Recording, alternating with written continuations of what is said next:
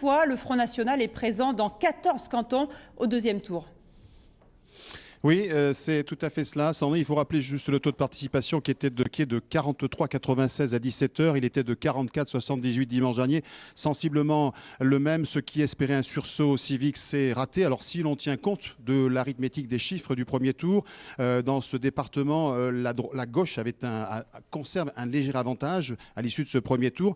Mais pour autant, il sera intéressant d'observer le vote de la droite, voir si cette droite peut progresser. Droite qui était partie, vous le savez, unie dans cette bataille. Et c'est donc évidemment l'inconnu de ce second tour, c'est l'impact réel du Front National dans les départements où ils sont encore présents, dans les cantons, pardon, où ils sont encore présents, mais aussi dans les cantons où ils n'ont plus de candidats. C'est évidemment dans ces cantons que les candidats de la droite républicaine espèrent majorer leur score. Vous voyez, donc tout est encore ouvert, même si, je le rappelle, à l'issue de ce premier tour, la gauche a un léger avantage avant de faire les calculs finaux, si j'ose dire. Voilà, puis il faut rappeler qu'évidemment, entre les deux tours, le Nini de Nicolas Sarkozy avait aussi un peu cette vocation qui était de capter peut-être cet électorat du Front National. Voilà ce qu'on peut dire. Donc, avantage évidemment à la gauche dans ce département, mais évidemment, le suspense reste entier, Sandrine. Merci Pascal.